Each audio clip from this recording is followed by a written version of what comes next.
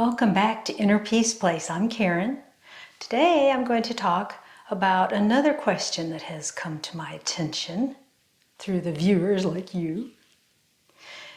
And the question is something along the lines of, how do I behave every day? How do I act out of a sense of joy rather than a sense of obligation? How do I engage in a way that makes me happy? That's a great question. And to understand that you can address this question through spiritual guidance is another piece of this amazing world.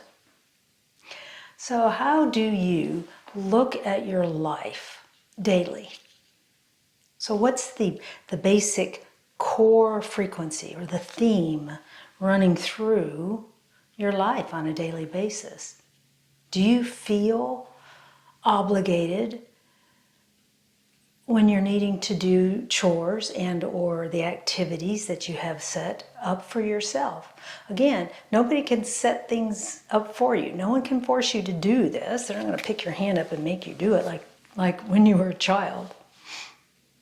So are you carrying an attitude of, I'm obligated to do this? And in that respect, I mean obligated as a sadness and or heaviness. It's not joyful. That's what I mean by this. And a lot of us probably could look at the activities that we're doing and try to find a balance. Because if you're always off kilter, if you're always feeling obligated to fulfill these duties, it takes away from your joy life. It just pulls you away from the frequencies of the all that is. I guess if you feel obligated in any of your activities, it's almost like you would need to do kind of like a little homework paper. Write them down and look at them. See if there's a routine theme on those.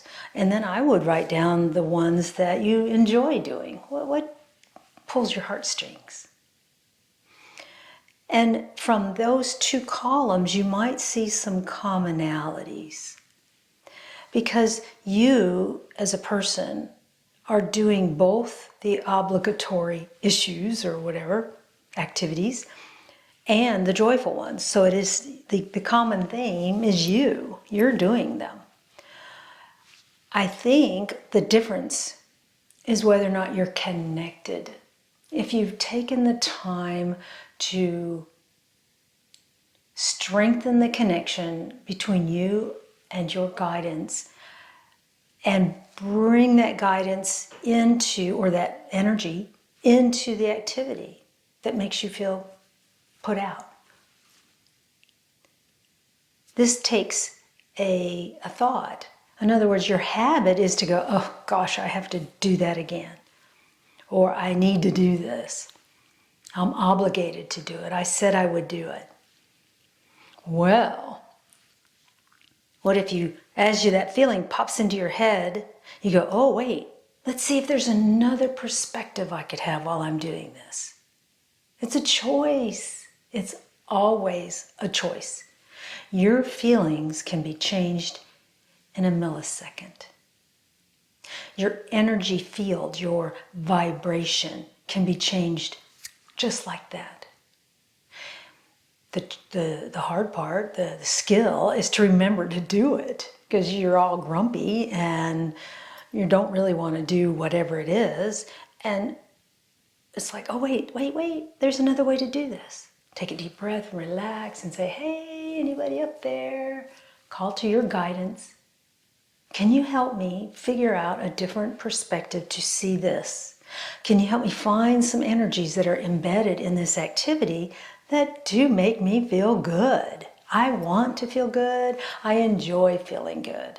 And I really don't want to do this as a grumpy person anymore. It's a choice.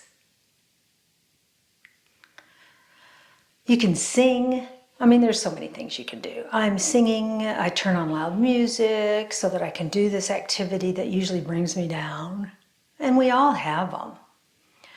Now, if the obligatory activity is taking care of an individual, the same thing applies. Bring joy into that situation. The other person's energy will feel that shift. So the person that you're caring for, if they feel better, if they don't feel that they're pulling you down, then that relationship can be helped. So obligation doesn't necessarily mean an activity of doing the dishes or mopping the floor, doing all these things. It could also be taking care of another individual, a child or an adult, or yourself. Oh, there's a good one. I feel obligated to eat better because I'm supposed to, my doctor said. Well, yeah, that's a choice. And you can see that by looking at other people that joyfully eat better or joyfully exercise. So it's a choice that you have. Being in a state of choice is a very high state to be. Don't make it into something like, oh, I've always done it this way and woe is me. No, this is an opportunity. This is an opportunity to say, I want to do things different in my life. I want my entire life to be happy. I want there to be flow in my entire life. Ask for help. In the past, you haven't been able to shift it on your own. So it stands to reason. Ask for a little bit of help. Sit down, relax, take a deep breath and say, is there a different thing that I can do to make this more fun? Is there a part of it that I've been ignoring? I wasn't curious. I love that word. My friend told me about that word. Am I not being curious enough to enjoy this activity? Maybe you're saying, if I didn't have to do this activity, I could be doing something more joyful. That's another thing that happens. So let's combine the two. Look at doing the activity for X number of minutes or hours, and know that you are going to be doing a different activity that brings you pure joy for the same amount of time. As you make the connection to your guidance, to the all that is, your soul self, higher self, Jesus, your guides, Mother Earth, your being becomes more powerful. Your choices become more expansive. Your attitude has a lot more flexibility. When you stay small, you stay small. And usually it means you're not happy. When you get big, you're going back to your roots. This is where you came from. This is where you belong. It isn't that getting big is a special spot. It's your nature.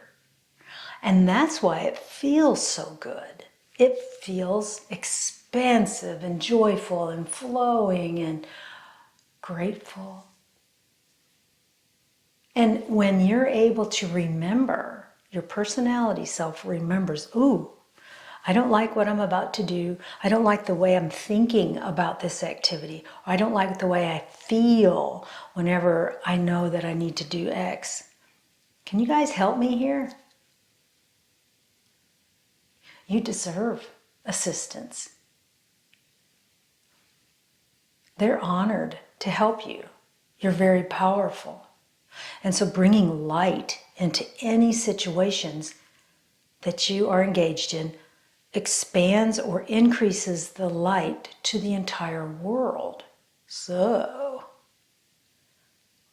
if you think of it from that perspective, you're doing the world a service by shifting your attitude.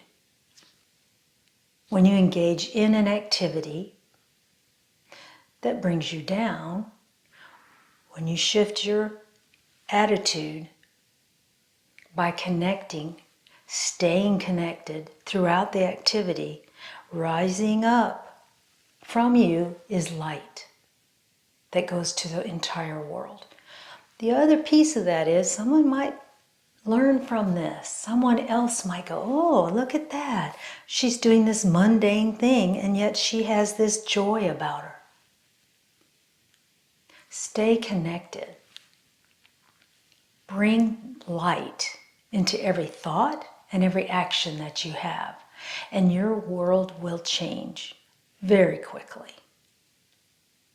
Love and light to you and your path, and I'll see you next time. Bye-bye.